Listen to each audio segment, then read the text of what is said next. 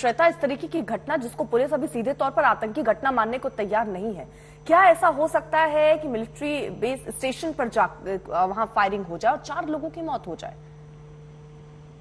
Arpita, police को इस बाबत इसलिए जानकारी इस समय बहुत ज्यादा नहीं मिल सकती है क्योंकि पूरे मिलिट्री स्टेशन को सील कर दिया गया है और ये एक आतंकी घटना नहीं है। हमारे सूत्र हमें कंफर्म ये चीज बता रहे हैं कि आतंकी घटना नहीं है। मिलिट्री पार्लेंस में इसे फ्रैक्ट्रिसाइड भी कहते हैं। इसकी आशंका बहुत अधिक है। वो व्यक्ति आइडेंटिफाइड है जिसकी बंदूक से ये गोलियां चली थी और इस समय पूरी तरीके से आप बहुत करीब समझ लीजिए कि इस पूरी घटना को सुलझाने के वहां पर मिलिट्री स्टेशन के भीतर लोग हैं।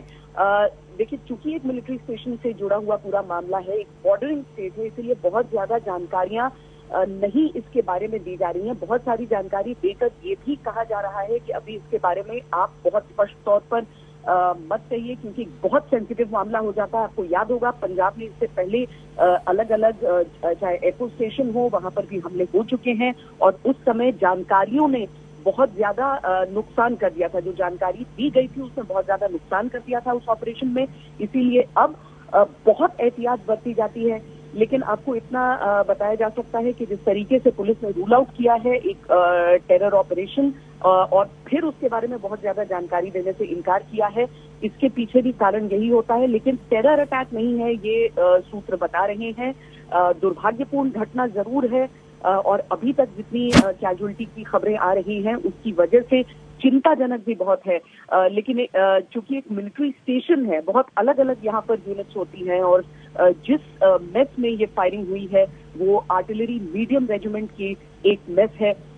जो कैजुअलिटीज हैं अब से कुछ देर में हम उम्मीद कर रहे हैं कि उसके बारे में स्पष्टीकरण जो है वो फौज की तरफ से आ जाएगा।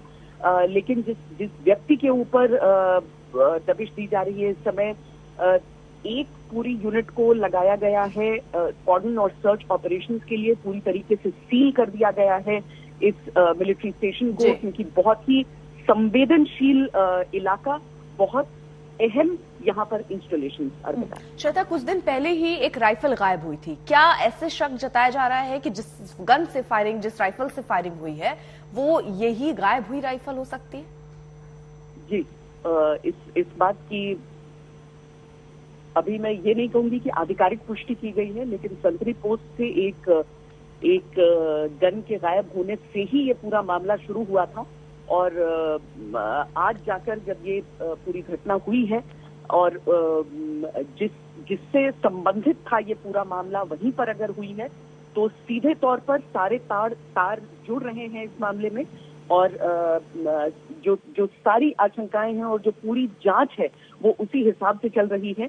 लेकिन भटिंडा के इस मिलिट्री स्टेशन में जितनी अहम इंस्टॉलेशन, जितने महत्वपूर्ण यहाँ पर चीजें हैं उसको देखते हुए ये जल्दी से जल्दी उससे न्यूट्रलाइज करने की, उसे पकड़ने की, रादर मैं कहूंगी उसे पकड़ने की उस व्यक्ति को इस समय कोशिश चल रही है।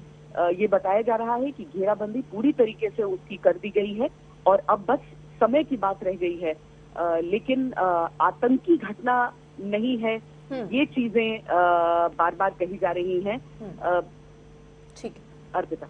श्वेता, लेकिन एक और चीज मैं आपसे छोटी समझना चाह रही हूँ कि अगर गार्ड रूम से कोई राइफल गायब हो, कुछ दिन पहले की घटना हो, तो नियमता क्या होता है, क्या प्रक्रिया रहती है? क्योंकि ऐसे अगर आपके राइफल गायब हो रहे हैं तो वो भी चिंता है वहां पर गायब होना। क्या उस समय वो कदम जो उठाने जाने चाहिए वो सही तरीके से नहीं उठाएगा जिसकी वजह से आज इस तरीके से फायरिंग तक की नौबत आ गई, 4 लोगों की मौत तक हो गई? नहीं अर्पिता, देखिए चूंकि भारतीय सेना की बात है इसीलिए प्रक्रिया पूरी चल रही थी, लेकिन उस प्रक्रिया के बीचों बीच इस तरह की एक घटना, इसकी आशंका किसी को नहीं थी। देखिए, जब इस तरह की गायब होने की चीज होती है, और एक बार फिर अर्पिता हम अपने दर्शकों के लिए भी ये बात कहना चाहेंगे कि अभी ये सारी चीजें सूत्रों के दायरे में हैं, इसीलिए हम आधिकारिक तौर पर नहीं कहेंगे। जब सेना की बात आती है तो अपुष्ट खबरों से जरा दूरी बनाकर रहने की कोशिश होती है।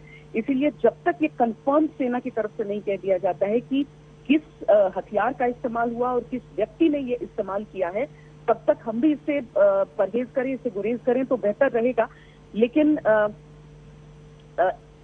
एक और जानकारी मैं आपको बताऊं अर्पिता कि 1 से 2 व्यक्ति हो सकते हैं, इसको भी लेकर अभी जानकारी दी जा रही है, इस तरह की बातें की जा रही हैं। चूंकि एक फैमिली स्टेशन है, मतलब 2 तरह के इलाके होते हैं, मतलब 3 तरह के इलाके तो, लेकिन मोटे तौर पर इस तरह से समझ लीजिए कि फील्ड एरिया में केवल जो अफसर और जवान होते हैं वो मौजूद होते हैं, और जो फैमिली स्टेशंस होते हैं वहां पर परिवार, बच्चे सब रह सकते हैं आपके साथ, अफसरों और जवानों के साथ।